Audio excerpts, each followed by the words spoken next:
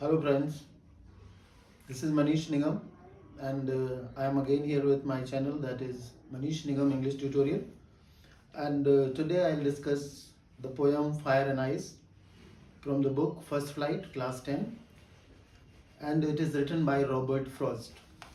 Actually, in your syllabus, the book First Flight, there are two poems, Dust Stop Snow and Fire and Ice. Both are written by Robert Frost.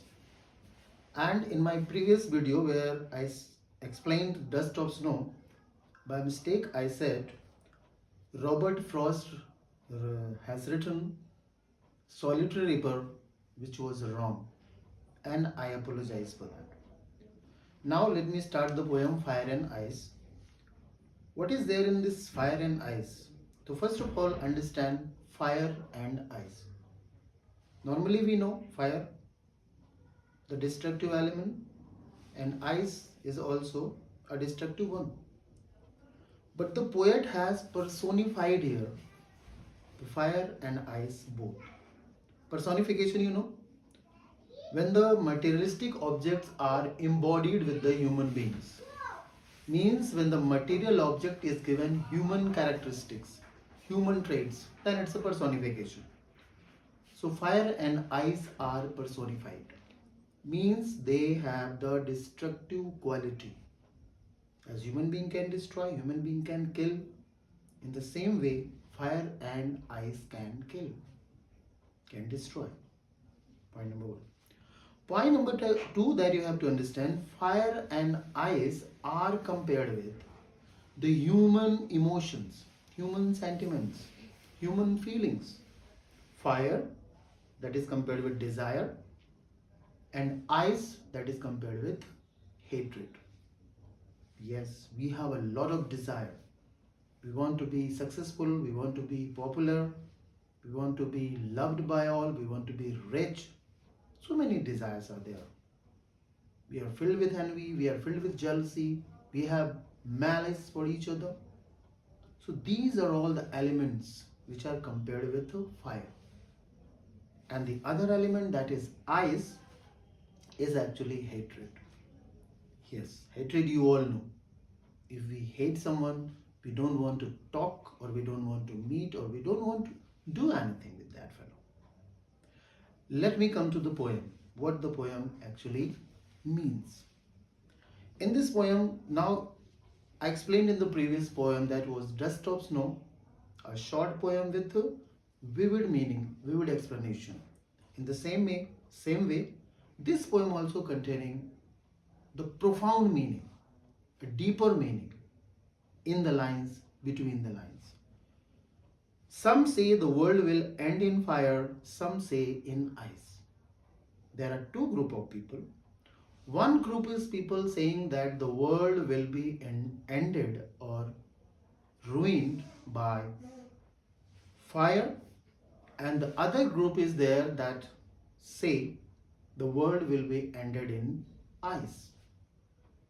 There are two groups of people. One is considering the cause of destruction to be fire, and the other is there which is considering the cause of destruction to be ice. From what I have tasted of desire, I hold with those who favor fire. So the poet says that what I have observed, what I have seen, what I have tasted, what I have experienced with the human beings, and what is there? That is desire. And desire is equivalent to fire. And I hold with those who favor fire. So when I see the desire of those people, I think the point of fire being a destructive object, I think it is right. Means the desire of human being will be the cause of destruction. Is that clear? The first stanza, that is explaining fire, which is compared with the desire, and the poet says that desire the human being has will be the reason of his or her destruction. Now let me talk about the poetic device used here in this stanza. First line you see, some say the world will end in fire, some say in fire. So some say, if you notice the word, that these two words, some say, are repeated. So whenever you find this type of thing happening, it is called anaphora. Anaphora is a poetic device that indicates the two words repeated in the beginning of two lines. Got it? Anaphora. Then you see the next line, that is favor fire. Favor fire. Fourth line, last two words. It is alliteration. When the consecutive words are having consonant sound, that is alliteration. And the next one is assonance. Assonance is what? When the vowel sound is prominent in a particular line, it is called assonance. So in the last line of the first stanza, assonance is there. There you see, I hold with those who favor fire. So if you notice, O is repeated, O vowel's prominence is shown here. Now come to the second stanza. But if it had to perish twice, perish means destroy. But if it had to perish twice, I think I know enough of hate to say that for destruction, ice is also great and would suffice. Now the poet says, if the world has to be ended twice. So the poet says that I know enough of hate.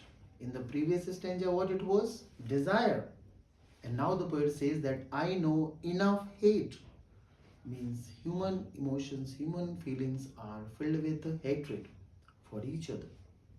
And that will also be the cause of destruction. Means ice will also bring the catastrophic destruction in the world. Okay? So the poet says, but if it had to perish twice, I think I know enough of hate to say that for destruction, ice is also great and would suffice.